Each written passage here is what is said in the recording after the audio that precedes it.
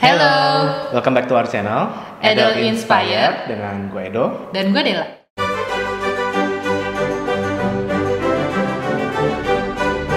Video kali ini Edo akan memberikan tips-tips apa saja yang harus diperhatikan sebelum kalian memutuskan untuk mencari pet hotel untuk anjing kalian. Ini berdasarkan pengalaman dari Edel, jadi saran-saran ini adalah dari sisi pandang kita. Mungkin ada yang bisa kalian terima, ada yang nggak bisa kalian terima. Kalian bisa pilih-pilih sendiri kira-kira mana yang cocok untuk Anjing kalian. Yuk kita mulai aja. yang pertama. Kalau Edel dalam mencari penginapan atau penitipan anjing, itu yang diperhatikan adalah bentuk kamarnya atau bentuk kandangnya. Kalau gue karena berhubung anjing-anjing gue gede ya, bener-bener yang large, jadi gue prefer yang bukan berbentuk kandang atau cage gitu. Jadi lebih baik yang bentuknya kamar. Jadi setidaknya mereka ada space gitu loh untuk berjalan-jalan. Dan mereka juga udah terbiasa untuk berkeliaran bebas juga kan di rumah. Kalau di rumah kan karena udah biasa loh dibebasin, nggak yang di kandang, nggak yang diikat gitu. Jadi gue prefer yang tempatnya itu pas mereka tidur tuh luas gitu. Jadi kayak kamar gitu ya. Agak kayak kamar lah, ruangan nggak usah gitu ya. besar-besar, yang penting kamar gitu. Hitungan itu kamar. Karena biasanya kan kalau dititipin anjing itu cenderung lebih stres. Nah, kalau misalnya nanti dititipin dalam bentuk yang kandang yang benar-benar tempatnya sempit kecil, takutnya tingkat stresnya mereka lebih tinggi lagi. Ntar malah jadi sakit dan segala macam dan mengganggu waktu liburan kalian kan malah nggak enak ya. Jadi kalau kita mau nitipin anjing itu sebisa mungkin yang mirip dengan kondisi di rumah, walaupun tidak bisa 100% sama ya. Karena ketika nitipin anjing itu kan kita ninggalin mereka di tempat baru, nggak ada ownernya, pasti mereka bingung nggak sih? Dan sama orang baru kan. Dan sama orang baru juga gitu. Sitternya baru, teman-temannya antar sekitar juga baru. Semuanya baru dan lingkungannya bukan yang mereka kenal gitu. Jadi lebih baik kita nyari yang senyaman mungkin untuk mereka. Jadi mereka selama kita tinggalin pun kita juga nyaman untuk liburannya, anjing-anjingnya juga nyaman ketika dititipkan. Tips yang kedua, kalau gue sendiri gue lebih prefer untuk mencari pet hotel yang ber-AC sih. Dan ini mungkin bisa disesuaikan juga ya, mungkin kalau memang anjing kalian nggak terbiasa dengan AC ya cari pet hotel yang nggak pakai AC. Karena mungkin mereka sudah terbiasa dengan yang suhunya suhu Indonesia tropis. Kalau masuk ke tempat yang ber-AC malah ntar kedinginan, takutnya ntar malah mencret atau ntar muntah-muntah. Disesuaikan aja dengan kondisi hari-hari anjing kalian di AC apa enggak. Kalau memang biasanya di AC ya nitipinnya lebih baik juga di AC. Betul. Yang ketiga, gue perhatiin tentang kegiatan atau fasilitas yang ada di pet hotel tersebut. Jadi gimana mereka sehari-hari itu, apa di dalam kamar terus atau dikeluarin gitu. Kalau gue prefer yang ada activity-nya, karena anjing-anjing gue kan gede nih, jadi butuh untuk bakar energinya. Jangan cuma yang di dalam kamar loh. Kalau mereka bisa dibawa keluar, bawa main, bawa jalan, setidaknya sehari bisa 2 kali seperti mereka waktu lagi di rumah gitu. Itu gue sangat-sangat appreciate dan itu bakal jadi tempat yang akan gue rekomend. Mungkin sebagai tambahan juga harus cek juga fasilitas apa aja sih yang ada di pet hotelnya ya.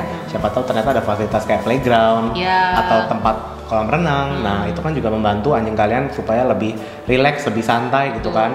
Mungkin juga perlu dicek jadwalnya, misalnya dikeluarinnya tuh berapa kali sehari, jam berapa, jangan ntar panas-panas jam 12, jam 2 siang tahu-tahu dikeluarin, itu mah penyiksaan bener. Hati-hati loh ya, jadi ketika kalian milih pet hotel tuh harus benar-benar detail, tanya, dan kalian harus cerewet. Kalau menurut gue pribadi, menurut Edel sih ya, kalian harus yang lebih cerewet, lebih proaktif, karena ya gimana ya, itu kan nitipin nyawa loh. Tambahan juga mungkin tadi menyambung yang masalah fasilitas, mungkin bisa dicek juga di pet hotelnya ini ada CCTV atau enggak. Apalagi kalau misalnya ada fasilitas CCTV yang 24 jam yang bisa diakses mungkin lewat handphone. Bella mungkin ada pengalaman ya. Ya waktu itu gue pernah nitipin Oscar ya, waktu dulu tuh Oscar masih kecil tuh ada di satu tempat hotel gitu, jadi dia per kandang tuh satu CCTV dan satu CCTV itu dikasih akses ke HP kita. Jadi tuh kita tiap kali mau ngeliat dia tinggal buka HP, lihat dia ngapain gitu. Jadi nggak perlu gangguin, nanya-nanya minta dong dikirim videonya gitu, nggak usah ya. Jadi bisa langsung akses ke CCTV-nya itu sendiri. Dan itu beda-beda ya antara Axel sama Oscar ya.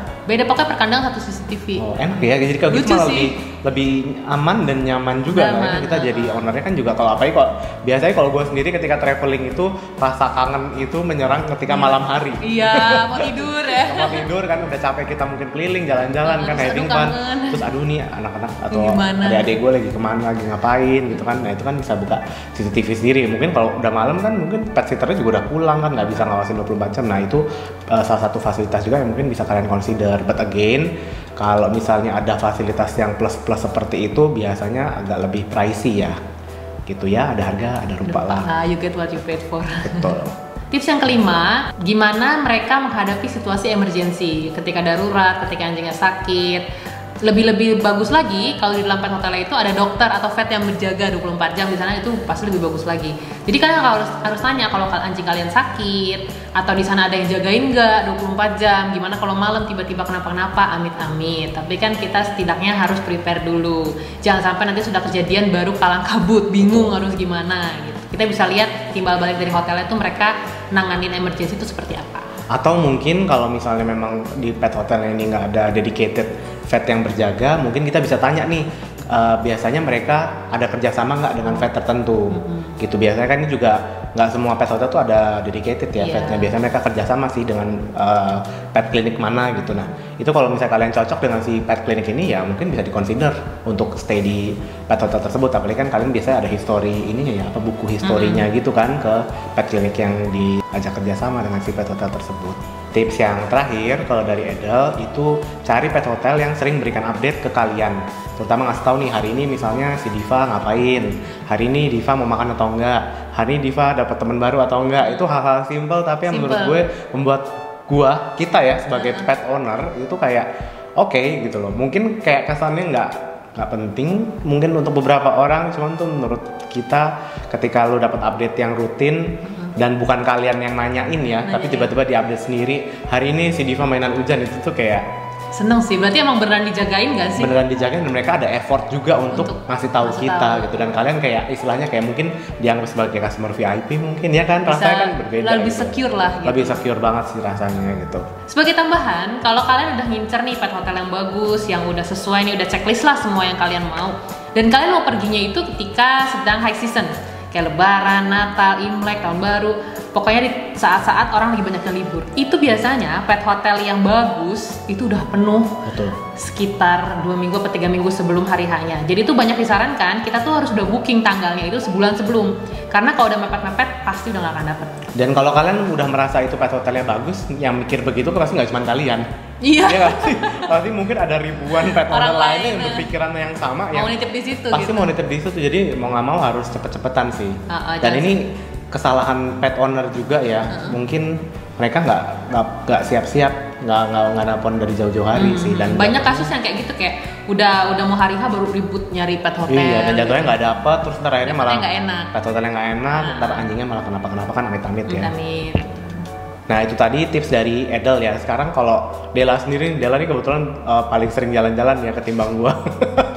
Kalau Dela sendiri ada pengalaman yang oke nggak sih, atau pengalaman yang bisa di-share nggak sih ke teman-teman mengenai penitipan atau pet hotel buat anjing? Oke, karena gua lumayan sering nitipin mereka juga, ya nggak sering-sering banget, tapi lumayan lah regularly. Jadi gue punya satu tempat penitipan yang emang udah langganan kan di situ. Jadi mereka udah hafal gitu loh tempatnya di situ. Kalau udah dijemput udah tahu nih pasti mau dibawa ke sana.